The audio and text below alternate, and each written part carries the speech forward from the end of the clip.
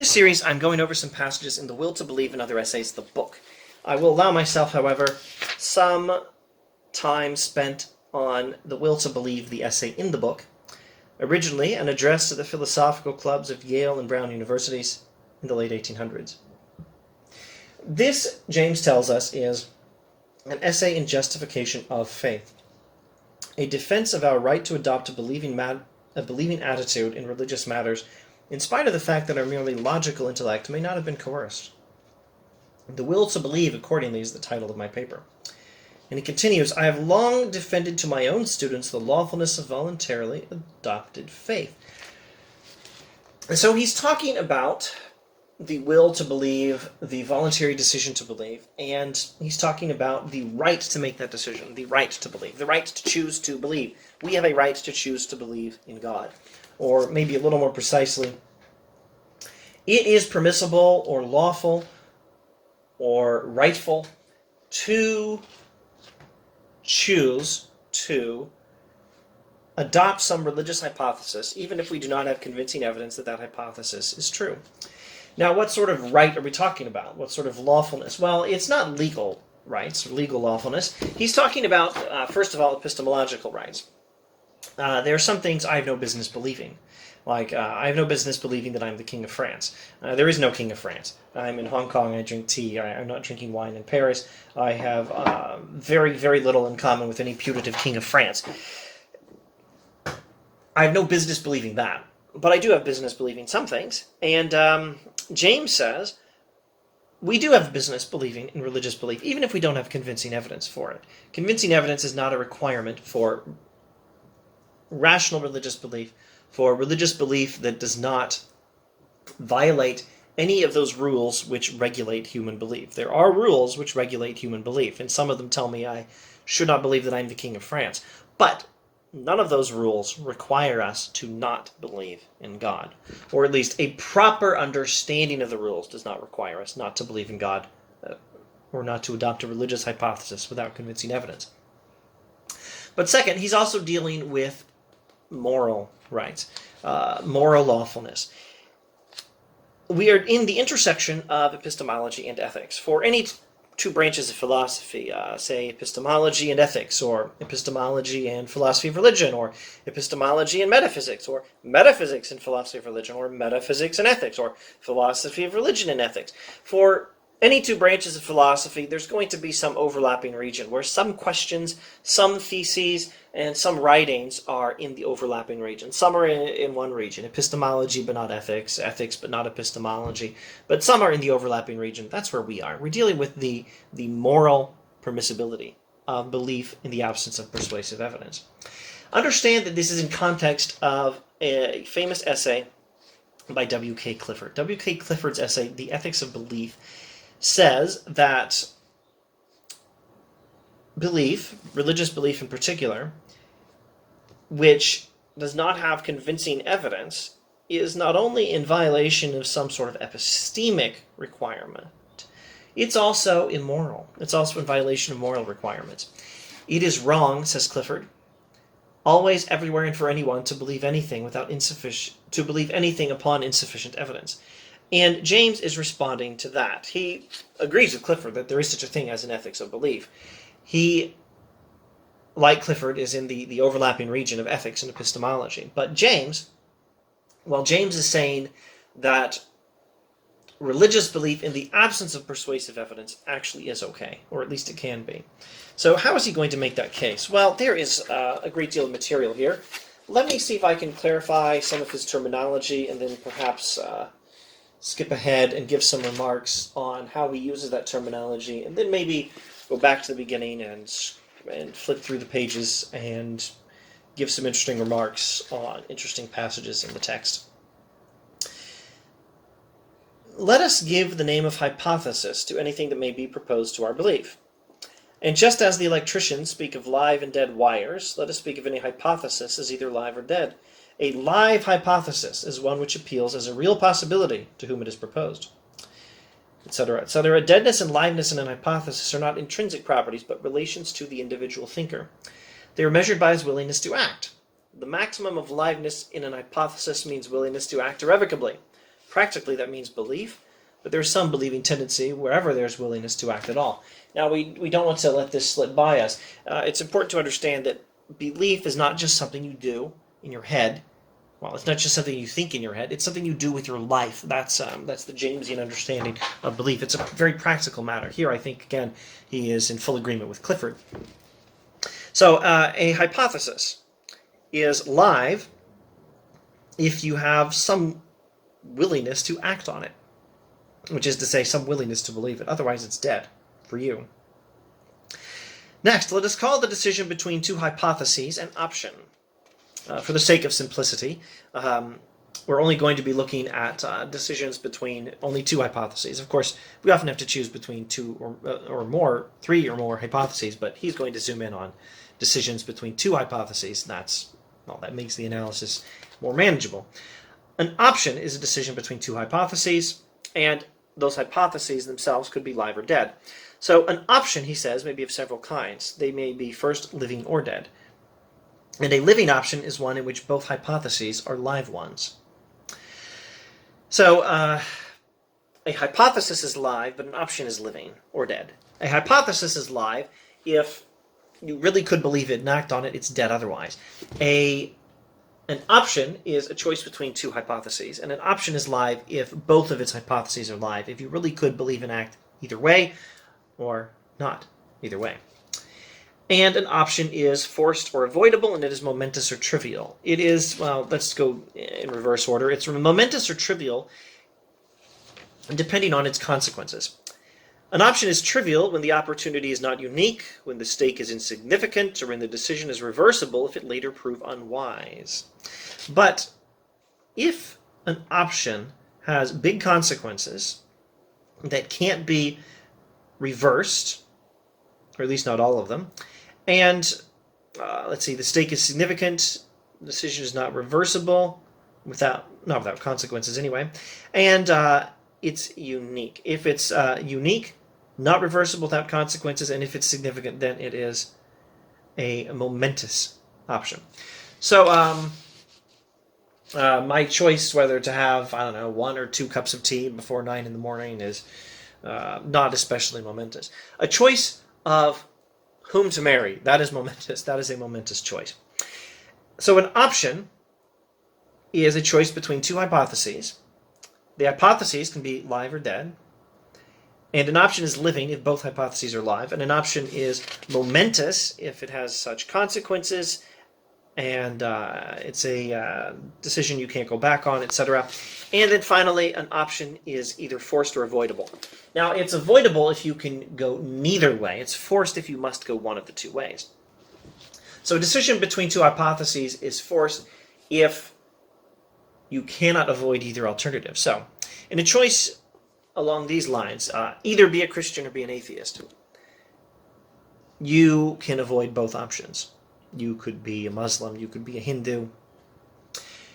There are many choices besides Christianity and atheism. In a choice between Catholicism and Protestantism, there's lots of other options. There's also atheism, Islam, etc. In a choice between some religious belief and no religious belief, we have a forced option. And that's going to be important later in the text. Let's look at James' words describing choices as forced or avoidable. Next, if I say to you, choose between going out with your umbrella or without it, I do not offer you that kind of option, for it is not forced. You can easily avoid it by not going out at all. Or if I say either love me or hate me, either call my theory true or call it false, your option is avoidable. You may remain indifferent to me, neither loving nor hating, and you may decline to offer any judgment as to my theory. But if I say either accept this truth or go without it, I put on you a forced option, for there is no standing place outside of the alternative. An option is forced if you can't avoid either alternative. Now, to reject a theory and to have no opinion on a theory are the same in this respect. They're both choosing to go without the theory. They're both choosing not to accept the theory. So an option that tells you either accept a belief or don't is a forced option. Okay, so an option is genuine if it's living, which is to say if it's an option between two hypotheses that are both live for you, and it's genuine if it's forced and momentous as well as living. So James is talking about genuine options. Now let's not go to the end of the text yet. Let's go to section 4, where he gives his thesis in the will to believe. He says, our passional nature not only lawfully may, but must decide an option between propositions whenever it is a genuine option that cannot by its nature be decided on intellectual grounds. For to say, under such circumstances, do not decide, but leave the question open, is itself a passional decision, just like deciding yes or no, and is attended with the same risk of losing the truth. So his thesis is that in some genuine options, some options that are living, forced, and momentous, you can, and in fact must decide not based on evidence alone. So think about why that would be the case. Say an option is live, forced, and momentous. It's momentous, so it's a big deal. It's forced, you have to choose one of the two. And it's living, not live. Live is for hypotheses, living is for options, between hypotheses. It's living, it's forced, or momentous. You could go either way. You have to choose one of the ways, and it's momentous. And let's say, furthermore, that you do not have persuasive evidence which is the right way. What else can you do? Life is forcing you to decide. So you have to decide not based on evidence alone. So, our passional nature not only lawfully may, but must decide an option between propositions whenever it is a genuine option that cannot by its nature be decided on intellectual grounds. Now, what does this have to do with religion? Quite simply, religion is that kind of a decision. Not for all of us, but for some of us. It is a live decision. Sorry, a living option. It is a living option for all. It is a forced option for all of us. Religion is a forced option for all of us because you must have either some religious belief or no religious belief. Or if you want to get a little more precise, let's skip to near the end of the text, where he gives a working definition of what religion actually means. What is the essence of a religious belief? Section 10. Science says things are, morality says some things are better than other things, and religion says essentially two things. First, she says that the best things are the more eternal things, etc., etc. And secondly, religion says that we are better off even now if we believe her first affirmation to be true. Religion says the more eternal things are the better things, and even before you get to eternity, you're better off now believing that. So that's his working definition of religion. So you can either believe those two things or not. You could have no opinion on it, but then you're still choosing not to believe. Not to decide yes or no is to decide not yes. There is no avoiding the decision to either have religious belief or not. It's forced for all of us. And it's momentous, because if you're going to believe that, you're going to act on it. Because the religious belief is not just something you think is true in your head. It's how you live. If you're going to believe that, you must act. You must mold your life according to the hypothesis, the eternal things are the better things, that we're better off even now believing such. So religion is a forced, the question of whether to be religious is a forced and a momentous decision for everyone. Now, is it living?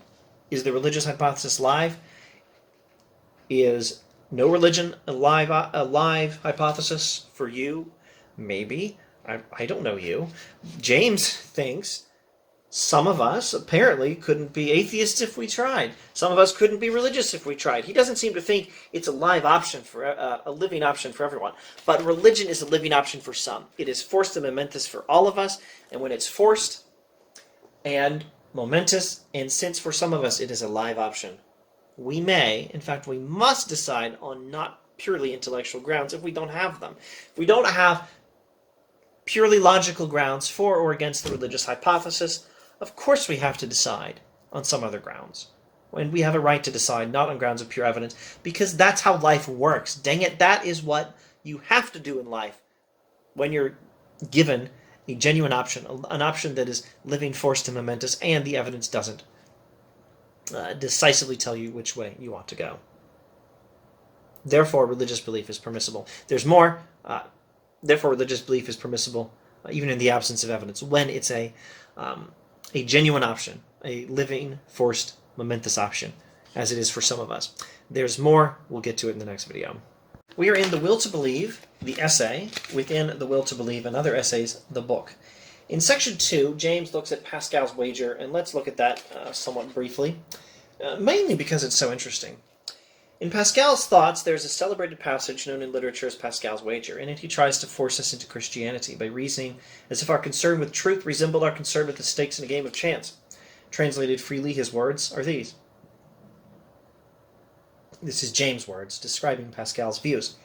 You must either believe or not believe that God is. Which will you do? Your human reason cannot say. A game is going on between you and the nature of things, which at the day of judgment will bring out either heads or tails.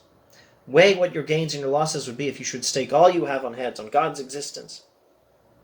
If you win in such a case, you gain eternal beatitude. If you lose nothing at all. If there were an infinity of chances and only one for God in this wager, still you ought to stake your all on God. For though you surely risk a finite loss by this procedure, any finite loss is reasonable. Even a certain one is reasonable if there is but the possibility of infinite gain. Go then and take holy water and have masses said. Belief will come and stupefy your scruples. Why should you not at bottom what have you to lose? So, that's James representing Pascal's logic. Now let's look briefly at part of his response. It is evident that unless there be some pre-existing tendency to believe in masses and holy water, the option offered to the will by Pascal is not a living option. Certainly no Turk ever took to masses and holy water in its account. And even to us Protestants, these means of salvation seem such foregone impossibilities that Pascal's logic invoked for them specifically leaves us unmoved. Pascal was writing in France in a particular century, when the options were no religion at all or Catholicism. Those were the options that were live for Pascal's readers. James realizes that that's not the case for all of us. For many of us, there are other options that are live, like Islam or Protestant Christianity. And perhaps for some of us, Catholicism itself is not a live option, or even atheism. Not every option that fits in Pascal's wager, not every hypothesis that fits in Pascal's wager is open to all of us. For some of us, maybe atheism or maybe Catholicism is a dead hypothesis from the start. We can't even imagine ourselves taking up that position. But then also, for some of us, there's more options than that. So the option is not forced. The option of Catholicism versus atheism that Pascal is dealing with is not a forced option. Some of us could very easily go another way. Well, all of us could go another way. It's a theoretical possibility for any of us to be neither atheist nor Catholic. We could be Protestant, we could be Hindu, we could be Islamic, etc. And it's not an option between these two live options, because for some of us these are not live options. So I think James thinks Pascal's logic is pretty good. The problem is he's not looking at just the right choice. So when James makes his case for religious belief, he looks at a forced option, an option that's forced for all of us, either be religious or don't. That is an option you can't avoid. And of course, it's, as he says, momentous, but it's also live for some of us. A living option for some of us, because we could go either way, again, using his terminology for a live hypothesis and a dead hypothesis. And he realizes, and he confesses, that it is not a live option for everyone. So Pascal's wager had fairly good logic, but he wasn't looking at the same choice all of us have to make. James is looking at a choice which is for all of us forced, which is for all of us momentous, and is live for some of us. But unlike Pascal, he'll say this is not an option where both choices are available to all of you. Some of you perhaps couldn't be religious if you tried. James seems to acknowledge that this is a possibility for some, or not a possibility for some. In section 3 of The Will to Believe, the essay, in The Will to Believe and Other Essays, the book, William James has a remarkable analysis of the psychology of a university person. Now, in context, he's just going over some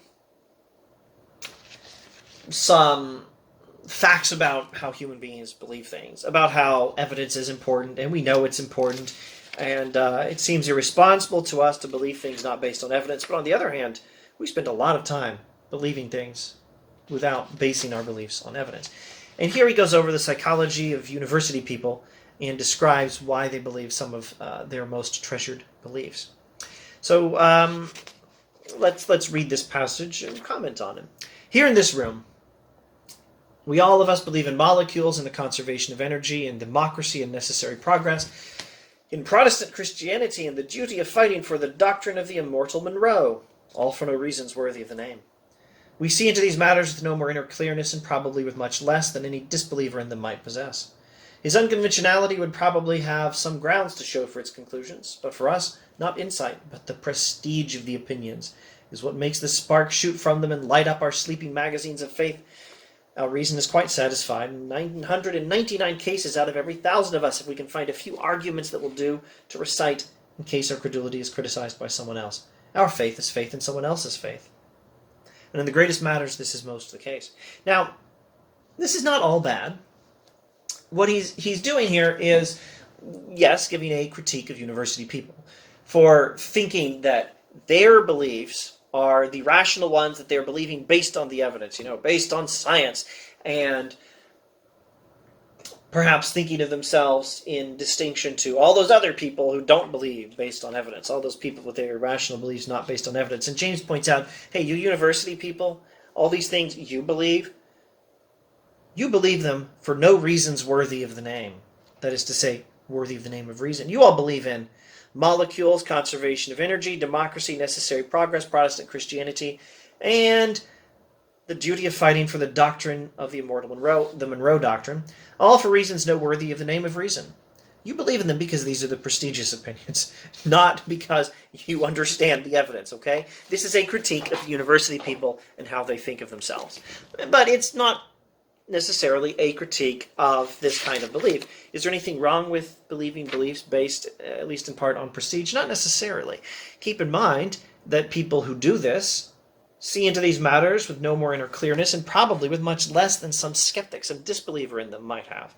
A skeptic might actually have spent some real time studying the evidence and might understand the evidence better than you do if these are the things you believe. But you assume your belief is best. You think it's because of evidence, and it's really because of prestige. So that's the critique of university psychology. Not the study of psychology in universities, but the psychology of university people. That's his critique of how they think. But I don't think he's saying this is inherently bad. I think he's saying you should just be aware of it. And, be open to evidence if evidence should come across you contrary to your views. The idea that you can have faith in someone else's faith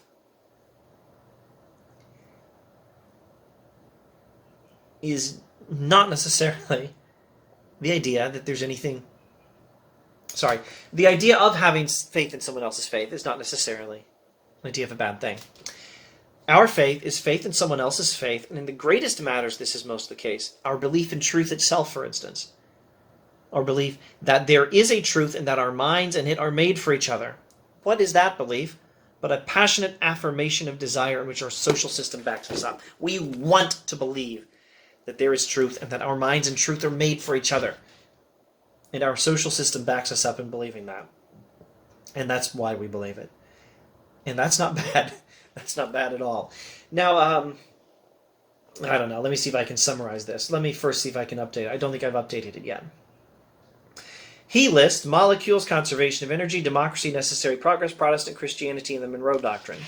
In a contemporary university, you're not going to be able to give that list. You could probably list molecules, conservation of energy, and maybe you could list democracy. You probably couldn't list Protestant Christianity. Maybe in a few contexts you could. You probably wouldn't list the Monroe Doctrine. You might say something about the alleged evils of Donald Trump or something like that. But you could give a different list. We all of us believe in molecules, conservation of energy, democracy, everything that's bad with the Make America Great Again movement, and macroevolution. You could give maybe a list like that in a contemporary university setting and say, here in this room, we university people believe in these things for no reasons worthy of the name of reason. We see into these matters with no more clarity and probably with less than some skeptic might have, he at least, the skeptic, might have actually spent some time studying the evidence. We are happy to recite some old arguments that we heard somewhere if our beliefs are challenged, even if we don't understand the arguments as well as the skeptic. Our faith is faith in someone else's faith. So be aware of your limitations. I think that's his point. Be aware of how you're actually thinking, you clever university people. But that doesn't necessarily mean there's anything wrong with belief based in part on prestige. Belief, faith that is faith in someone else's faith. Belief, there is truth in that our minds are made for it. That itself is a belief based largely in desire, backed up by social support and university prestige, and that part's good. So belief is complicated. The requirements for responsible belief are complicated. It's not all about evidence, but it's not all about something other than evidence. Be careful. Watch out. Think carefully through these matters. From The Will to Believe, the essay, in The Will to Believe and Other Essays, the book by William James. There are two ways of looking at our duty in the matter of opinion, ways entirely different, and yet ways about whose difference the theory of knowledge seems hitherto to have shown very little concern. We must know the truth, and we must avoid error. These are our first and great commandments as would-be knowers. But they are not two ways of stating an identical commandment. They are two separable laws. Although it may happen, indeed, that when we believe the truth A, we escape as an incidental consequence from believing the falsehood B, it hardly ever happens that by merely disbelieving B, we necessarily believe A. We may, in escaping B, fall into believing other falsehoods, C or D, just as bad as B, or we may escape B by not believing anything at all, not even A. There's two priorities for human beings as would-be knowers, as people who have a responsibility to try to have knowledge. Two priorities. One is to believe the truth. The other is to avoid error. And they're not exactly the same goal. And sometimes you can achieve one of these goals without achieving the other. Believe truth, shun error. These, we see, are two materially different laws. And by choosing between them, we may end by coloring differently our whole intellectual life. We may regard the chase for truth as paramount and the avoidance of error as secondary, or we may, on the other hand, treat the avoidance of error as more imperative and let truth take its chance. Clifford, in the instructive passage which I have quoted, that is to say W.K. Clifford, who says it's wrong always, everywhere, and for anyone to believe anything upon insufficient evidence, Clifford exhorts us to the latter course. Believe nothing, he tells us. Keep your mind in suspense forever, rather than by closing it on insufficient evidence incur the awful risk of believing lies. You, on the other hand, may think that the risk of being in error is a very small matter when compared with the blessings of real knowledge, and be ready to be duped many times in your investigation rather than postpone indefinitely the chance of guessing true. I myself find it impossible to go with Clifford. For my own part, I have also a horror of being duped, but I can believe that worse things than being duped may happen to a man in this world. So Clifford's exhortation, as to my ears, a thoroughly fantastic sound. So it is a priority to avoid error. But some people who say, never believe anything religious unless you have proof first, are prioritizing the avoidance of error, which is fine, as far as it goes. But there's also another priority, which is to believe the truth. And you may miss out on believing certain truths if you're trying so hard to avoid error that you're not willing to believe anything that hasn't been proven. You may miss out on some truths that have not been proven, or at least not yet. And we have a right to choose between these priorities. Which is the higher priority for you? Believe truth or shun error? Which are you more afraid of? Not believing something that's true, or happening to believe something that is false? That's the decision James thinks you have to make. He has respect for someone like Clifford, who is more afraid of believing something false than he is of not happening to believe something that might be true. But James, for his part, is equally afraid of not believing a truth as he is of believing something false. And particularly in the case of religion, he thinks we have a right to take the risk of believing in error if we are as or more afraid of believing something false as we are, as afraid or more afraid of not believing something true as we are of believing something false. But these are priorities, and each person has to decide for himself or herself which is going to be the higher priority in your beliefs. From The Will to Believe, the essay, in The Will to Believe and Other Essays, the book by William James. And now, after all this introduction, let us go straight at our question. I have said and now repeat it that not only as a matter of fact do we find our passional nature influencing us in our opinions, but that there are some options between opinions in which this influence must be regarded both as an inevitable and as a lawful determinant of our choice. Not every decision we make between believing something and not believing it is a decision based on pure logic and evidence alone. And in some cases, that is entirely appropriate. Wherever the option between losing truth and gaining it is not momentous, we can throw the chance of gaining truth away and at any rate save ourselves from any chance of believing falsehood by not making up our minds at all till objective evidence has come. Now, in many cases, it's entirely inappropriate to believe based on something other than evidence. In many cases, the human responsibility to avoid error as much as possible requires us to suspend judgment, to have no opinion on a question till the evidence has come in. In scientific questions, this is almost always the case, and even in human affairs in general, the need of acting is seldom so urgent that a false belief to act on is better than no belief at all, etc. In our dealings with objective nature, we obviously are recorders, not makers of the truth, and decisions for the mere sake of deciding promptly and getting on to the next business would be wholly out of place. Throughout the breadth of physical nature, facts are what they are, quite independently of us, and seldom is there any such hurry about them that the risks of being duped by believing a premature theory need be faced. The attitude of skeptical balance is therefore the absolutely wise one if we would escape mistakes. We have a responsibility to avoid mistakes, to believe falsehoods as rarely as possible. And one very effective way of doing that is to not believe until the evidence has come in. Don't have any opinion on a question until the evidence has come in, thereby avoiding error. That is the right thing to do in many cases. But in some cases, there is an urgent need to act that will not allow us to wait until all the evidence has come in.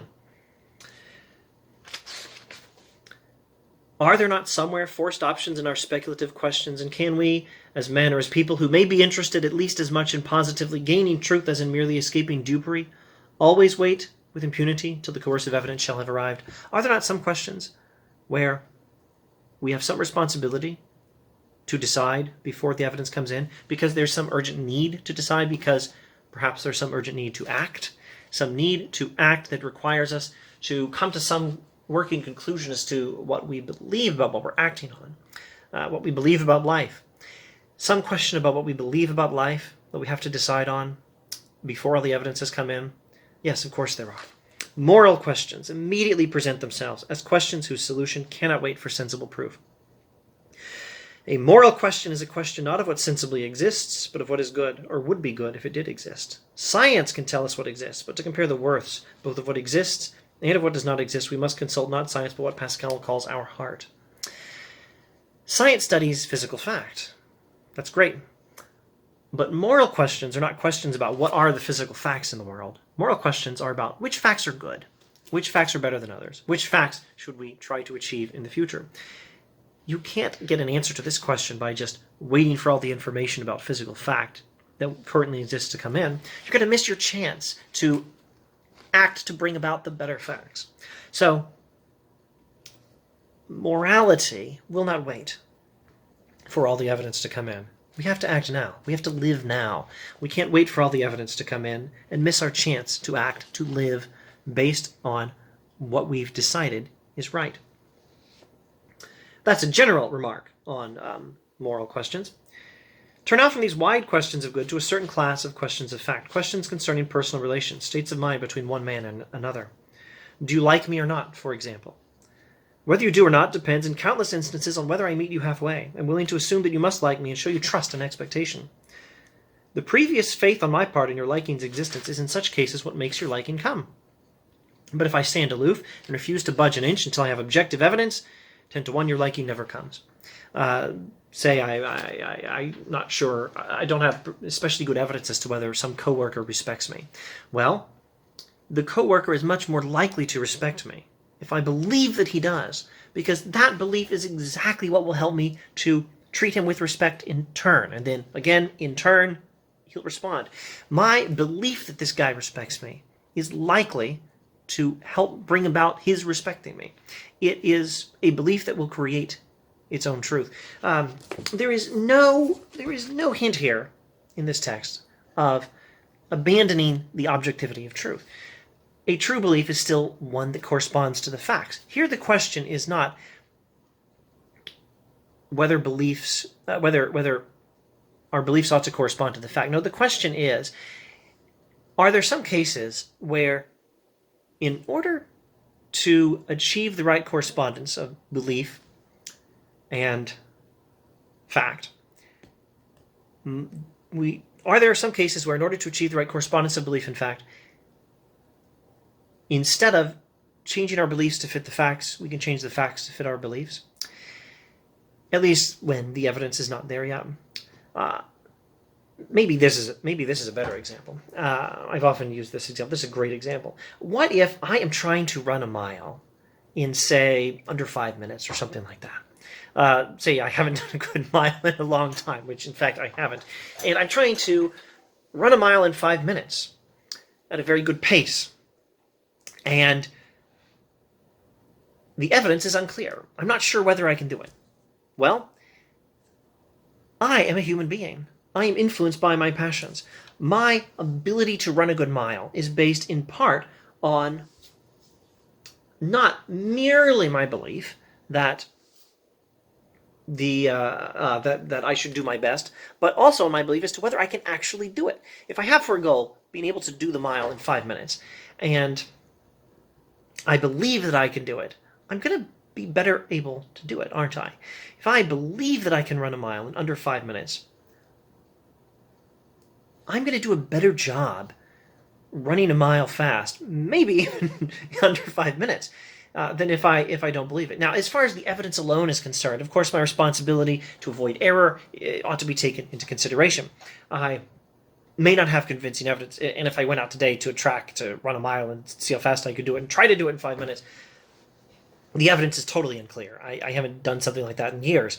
I don't know what the evidence points to, whether I can do it today without any kind of training towards running fast miles. If I'm just basing my belief on the evidence, I should have no opinion at all. But I have a responsibility to do what's good, right? And in order to do what's good, sometimes I have to decide whether to believe that I can do something, or some other decision as to what to believe, before the facts come in order to enable me to do what is good. A better fact is a fact where I am able to run a mile in under 5 minutes. But that fact is influenced by my behavior, and my behavior is influenced by my belief. So it's not just a case of having belief follow evidence. This is a case where I have a need to decide what to believe before I act, or as I'm acting, not just wait until the evidence comes in. And for that matter, this is a case where the belief itself might produce the fact. This is a case where the facts may be modified to fit the belief, and not just vice versa. And here it becomes clear that as far as epistemology is concerned, the priority of believing what's true is not the only priority. There's also moral priority. We're talking about the ethics of belief. That's a phrase coming from W.K. Clifford, whom James is critiquing. But the idea that there's such a thing as an ethics of belief, Clifford and James, 100% agreement on that. The ethics of belief requires us not only to avoid error as much as possible, but in some cases to regulate our beliefs and decide whether to believe something or not based on whether it's good, not only whether it fits the evidence. Because here, the evidence may come about after I decide what to believe, and as a result of what I decide, whether I decide to believe. And if I choose to between the three options of believing I can run a mile in under 5 minutes, or I can't run a mile in under 5 minutes, or I have no idea if I can run a mile in under 5 minutes, a choice between these three options is going to affect the fact as to whether I can. So I have to decide, not based on evidence alone, but also based on which belief leads to the best results. The belief that I can do it is the one that leads to the best results. Not only with respect to whether it's true, but even if it turns out it's false, and I can only do it in under 6 minutes or something, I'll do a better job running an under 6 minute mile if I believe that I can do it in under 5. Even a false belief here might be better than the alternatives. Evidence is not the only thing. Back to his remarks on personal relations. If I believe that another human being respects me, it's more likely to be true because I believe it. And certainly it's more likely to be confirmed because I believe it. I'm not likely to notice if I just stand aloof and refuse to budge an inch until I have objective evidence. How many women's hearts are vanquished by the mere sanguine insistence of some man that they must love him? He will not consent to the hypothesis that they cannot. The desire for a certain kind of truth here brings about that special truth's existence, and so it is in innumerable cases of other sorts. A person's faith creates its own verification in some cases. And so in these cases, you can't just wait for all the evidence to come in, because you have to decide which belief likely leads to the best results before all the evidence comes in. There are then cases where a fact cannot come at all unless a preliminary faith exists in its coming, and where faith in a fact can help create the fact. That would be an insane logic which should say that faith running ahead of scientific evidence is the lowest kind of immorality into which a thinking being can fall. In truths dependent on our personal action, then, faith based on desire is certainly a lawful and possibly an indispensable thing. Faith based on what you want to believe is okay and necessary, at least if you want the right things. Maybe if you're a big jerk who only wants the wrong things, this doesn't apply. But if you have some decency, and what you desire is what you ought to desire, if you desire the best results, belief that the results you desire are the best, and that they can be brought about, will help to create the facts where they are brought about, insofar as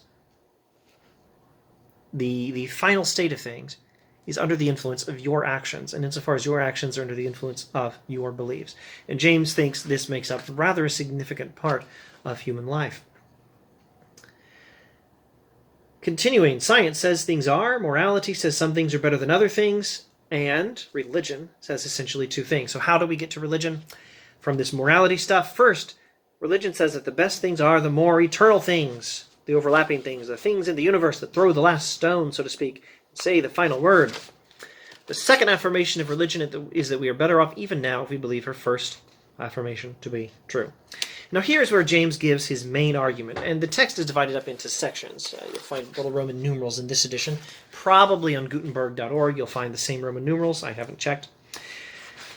And this is where James makes his initial and main argument. You want to review earlier videos or earlier in the text where he talks about what it means for a decision to be a genuine option, and what it means for a decision between two beliefs to be live, forced, and momentous, or a decision between two things with respect to whether we believe or something or not to be live, forced, and momentous. And he explains that religion is a momentous option, religion is a forced option, and, well, religion is a live option to some of us who really could believe or not.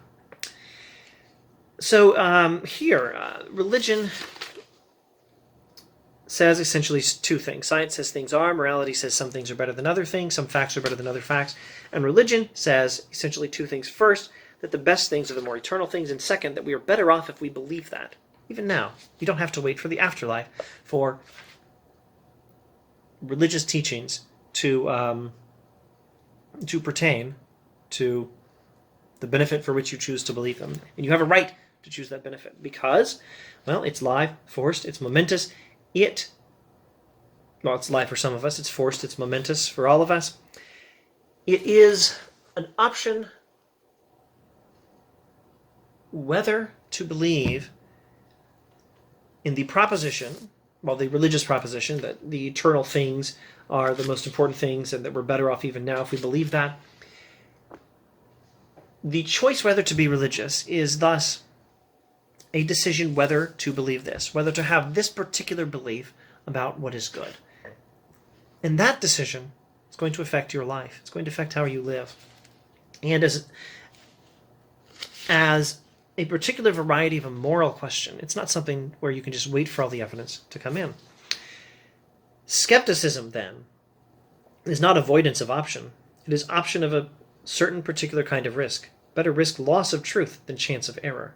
That is your faith vetoer's exact position. To preach skepticism to us as a duty until sufficient evidence for religion be found is tantamount, therefore, to telling us, when in presence of the religious hypothesis, that to yield to our fear of its being error is wiser and better than to yield to our hope that it may be true. Again, those two sometimes related, but distinct and not always the same rules. Avoid error, believe truth.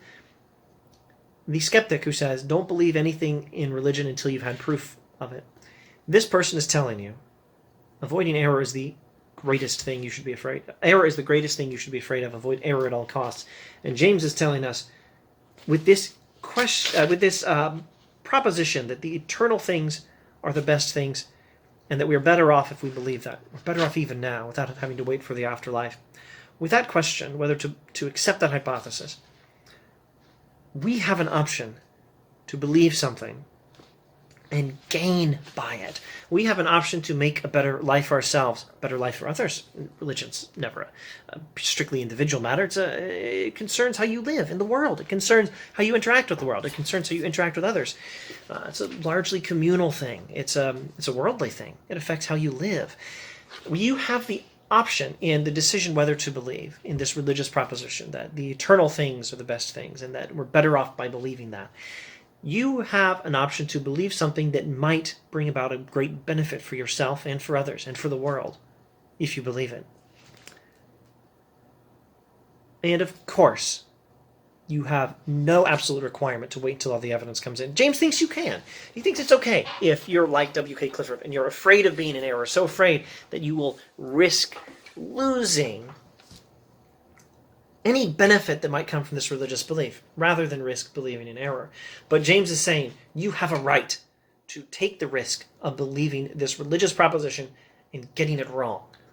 And you have a right because as a human being, you have a responsibility to believe truth and not only to avoid error.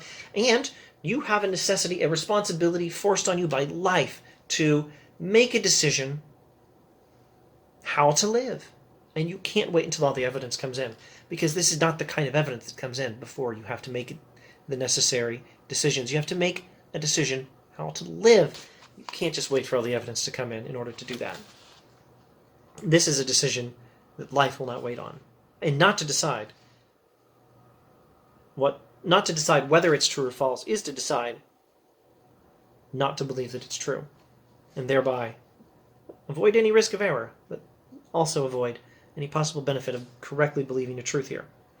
Now, there's another reason, and I don't want to leave this out. This is, I think of this as a secondary argument. Another reason that religion can be a rational belief. Now, to most of us, religion comes in a still further way that makes a veto on our active faith even more logical. That is to say, another reason religion can be a rational belief, even in the absence of convincing evidence. The more perfect and more eternal aspect of the universe is represented in our religions as having personal form, etc., etc. We're talking about, according to most of the major religious theories, the idea that the ultimate reality is a person, or in Christian theology, three persons. The ultimate reality is personal. It's not impersonal. And that means that what we observe in human relationships might be true of the relationship with the divine. Let's rewind.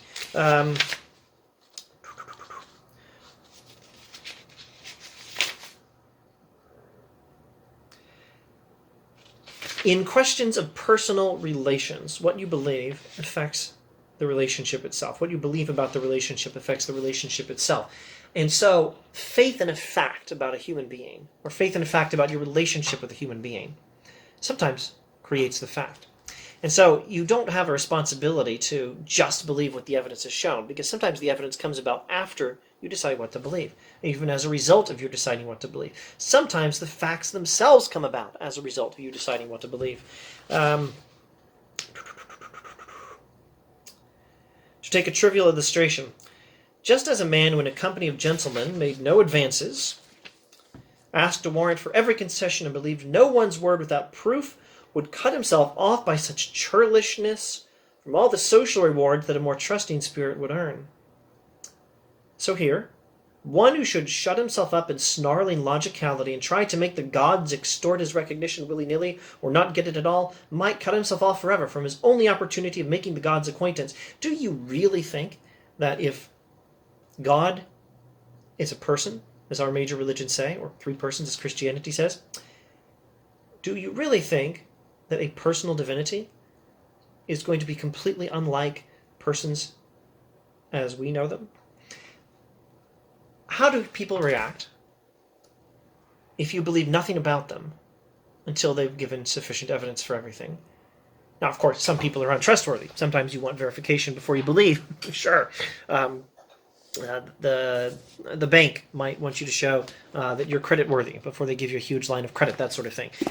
It's not always wrong to ask for evidence. But imagine this kind of person James describes: a man who in a company of gentlemen made no advances, asked a warrant for every concession, believed no one's word without proof. This is churlishness. This will cut him off from all social rewards that a more trusting spirit would earn. What if you treat God this way? Would you really expect a personal God to give you all the evidence in advance if you show no willingness to trust anything? One who should shut himself up in snarling logicality and try to make the gods extort his recognition willy-nilly or not get it at all might cut himself off forever from his only opportunity of making the gods' acquaintance. And should God give you all the evidence in advance if you treat God like you would not treat human beings? Now, applying this to the logic, a rule of thinking which would absolutely prevent me from acknowledging certain kinds of truth if those kinds of truths were really there would be an irrational rule. Remember, we are talking about facts that might be affected in part by our beliefs. Facts concerning human relationships are like that, and maybe facts about relationships with God. And moreover, we are talking about facts where evidence for the fact comes about as a result of our believing it. Whether the fact itself does or not, sometimes the evidence depends on our willingness to believe it. In social relationships, your willingness to believe something brings about the fact's existence. Sometimes, and other times, brings about the evidence. Beatrice and Benedict in Shakespeare's Much Ado About Nothing, perfect example. I'm not really sure if they already secretly loved each other before anything happened, but they learned that they loved each other because they believed it. Maybe they loved each other because they believed that they loved each other, but they certainly learned of it because they believed it. Faith in that fact created the verification of the fact. So, these people who say only believe in God until if all the evidence has already come in and proven God, this rule of thinking, if, as all our major religions say, the divine is personal, is a rule of thinking which would close you off from the chance of ever knowing the truth here. And James says, a rule of thinking which would absolutely prevent me from acknowledging certain kinds of truths, if those kinds of truths were really there, would be an irrational rule. So it's an irrational rule that says you should always believe based on evidence alone and not believe otherwise. Thus, says William James.